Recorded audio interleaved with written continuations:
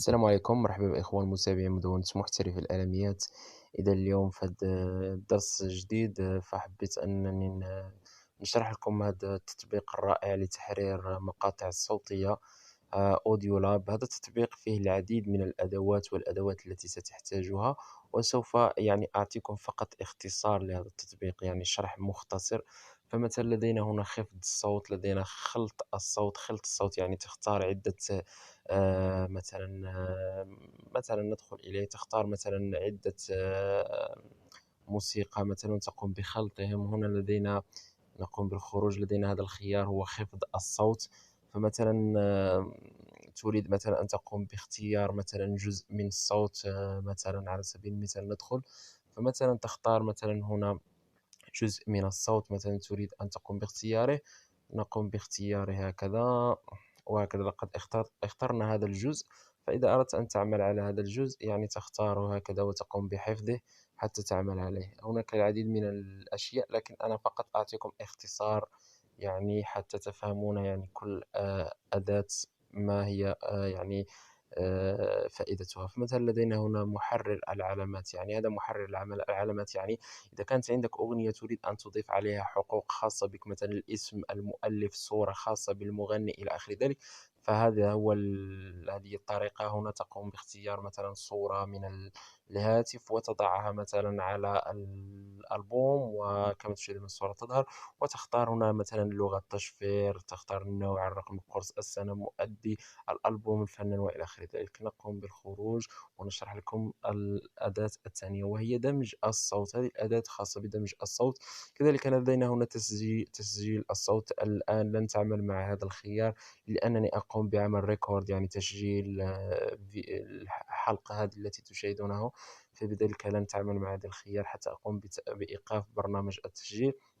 كذلك لدينا تحويل الصوت، يعني تحويل الصوت مثلا إلى العديد من الصيغ، مثلا كما تشاهدون ما يأتيك هذه الصيغ تريد أن تحولها وإلى آخر ذلك. هناك العديد من المميزات في هذا الخاصية تحويل الصوت. لدينا هنا عكس اتجاه الصوت، مثلا يعني تعكس الصوت مثلا من البداية إلى النهاية، تعكسه من النهاية إلى البداية، يعني حتى تتضح معكم الفكرة. هنا تقسيم الصوت، كذلك هذا الخيار مفيد جدا.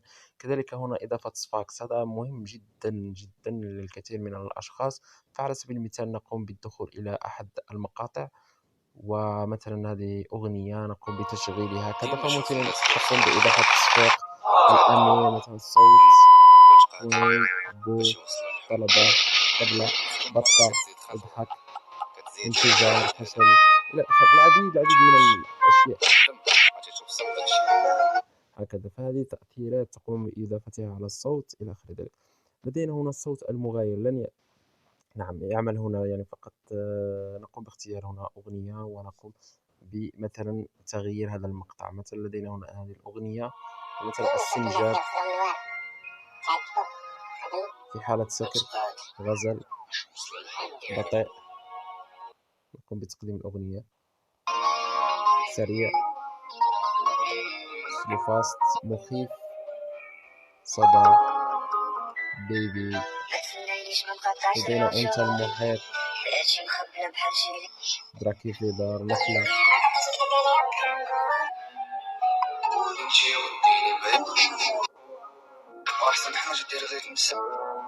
فكل هذه إخوان، كل هذه يعني أشياء ممكن أن تضيفها على مقطع صوتي. أدعكم تستكشفون ذلك بنفسكم. كذلك لدينا هنا فيديو بالصوت، مثلا تريد أن تتحكم مثلا في فيديو بالصوت. كذلك لدينا هنا تحويل النص إلى كلام، هذا مهم جدا للكثير من الأشخاص. فأنا لن يعمل معي التطبيق لأنني الآن، فمثلا على سبيل المثال تقوم بإضافة مثلا لأنني الآن أقوم بالتسجيل لذلك لن يعمل مع التطبيق. فمثلا تقوم بكتابة مثلا شيء ما مثلا هكا مثلا، وتقوم بترجمته، يعني يقرأ لك. مثلا نختار هنا الإنجليزية مثلا. يجيج يعني يتحدث كل، يعني ما كتبته أنت هنا يتحدث، يعني يقوم بالنطق، يعني فقط أنت أكتب وهو ينطق. يعني هذه الفكرة الخاصة بهذه الأداة. كذلك لدينا الكلام إلى نص. كذلك هنا يعني تتكلم، فمثلا أنا الآن لن يعمل معي. فلماذا؟ لأنني أقوم بالتسجيل، وبذلك الميكروفون فهو يعني الآن في خدمة ليقوم بتسجيل صوتي، ولذلك لن تعمل مع هذه الميزة حاليًا. فالطريقة هي بسيطة جدًا، فقط تضغط على هذا الخيار وتتكلم، وبذلك هذا الكلام تحوّله إلى نص هنا، تجده هنا في هذه الخانة وتقوم بنسخه بالضغط على نسخ، فهنا يقول لك لا يوجد نص لأنني لم أتحدث، فعندما تتحدث يعني تقوم بكتابة، فهذه الطريقة الكثير من المدونين يعني يقومون باستغلالها، يتكلم وبذلك يقوم بنسخ المقال الذي قام بنطقه وهكذا يضعه في المدونة. إخوان، هذه أداة رائعة جدًا للكثير من الأشخاص. هنا تقسيم مجسم، فمثلا إذا كانت عندك أغنية تريد مثلا أن تحذف منها يعني الكلام وتخلي فقط الموسيقى، فهذا خيار رائع جدا للأشخاص. فمثلا نقوم بالبحث عن أغنية مثلا هذه،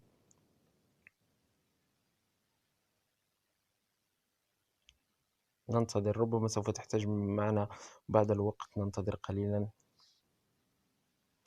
الأمر سيستغرق الكثير من الوقت. إذن نخرج ونقوم بالدخول من الجديد حتى لا أطيل عليكم كثيرا. يمكنكم أن تستكشفوا هذه الخاصية بنفسكم. تقسيم كما قلت لكم، هنا تأثير كذلك، هذا الخيار تأثير الكارياكو، كارياكو هذا مثلا نختار أغنية كذلك هذه خاصة بمثلا عزل الصوت عن الموسيقى، فمثلا هذه موسيقى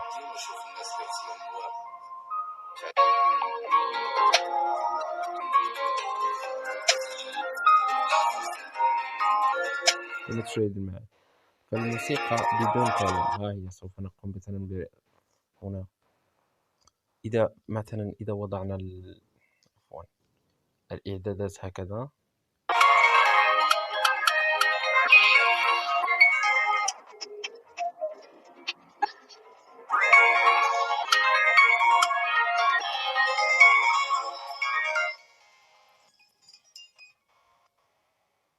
يعني هذه إعدادات تقوم بالتعديل عليها أنت كما تشاهدون معي. هذه موسيقى بالصوت، وقد تم إزالة يعني الصوت، فقط يعني ظهر معك فقط الموسيقى يعني الانسترومنتال. فكذلك لدينا هنا تطبيع الصوت، تقسيم مجسم، مبدل السرعة يعني التسريع مثلا أغنية أو إلى آخر ذلك، كاريوكو دون اتصال، مزيل الصمت، تسجيل مرح. مثلا هنا إذا أردت أن تقوم بتسجيل صوتك وتغييره إلى أصوات عديدة. كذلك لدينا هنا منزل الضوضاء، تجهيز الدفعات، لدينا تأثيرات صوتية، فعلى سبيل المثال نقوم باختيار الأغنية، ومثلا لدينا هنا تأثيرات كما تشاهدون معي، هذه كلها تأثيرات يعني ممكن أن تعمل عليها. كذلك لدينا معالجة القناة، الصوت إلى الفيديو، فيديو أوديو ميكسر، مولد الضوضاء، مولد الموجة، فيديو إلى جيفت يعني تحويل الفيديو إلى جيفت، إتقان الصوت، جهاز الترميز، الإخراج إلى آخر ذلك. كل هذه مثلا فيديو ميكسر، كل هذه أدوات أدعكم تستكشفونها بنفسكم. صراحة التطبيق رائع جدا، و أدعوكم إلى أن تقوموا بتحميله، الرابط موجود أسفل الفيديو، أو تبحثون في بلاي ستور عن أوديو لاب وسوف تجدون التطبيق وتقومون بتحميله بكل سهولة. فالتطبيق إخواني جربوه جربوه، فهو يعني مفيد جدا، وسوف تستخدمه يعني عديدا وتكرارا وتكرارا، يعني تقريبا كل يوم أنا أستعمله شخصيا، خصوصا عندما أقوم بعمل يعني مونتاج لفيديو، أو مثلا أقوم بكتابة مثلا مقال، فأستعين بهذا التطبيق. أقوم بمثلا تحويل يعني كلام الخاص إلى نص، وبذلك أضع في المدونة الخاصة بي. إخوان، ادعمونا بالضغط على زر لايك، هذا دعم منكم حتى نقدم لكم المزيد والمزيد من الشروحات. ولا تنسوا أن تضغطوا الاشتراك في القناة، لأن هناك المزيد والمزيد من الحلقات تنتظركم، وإلى اللقاء في درس آخر إن شاء الله.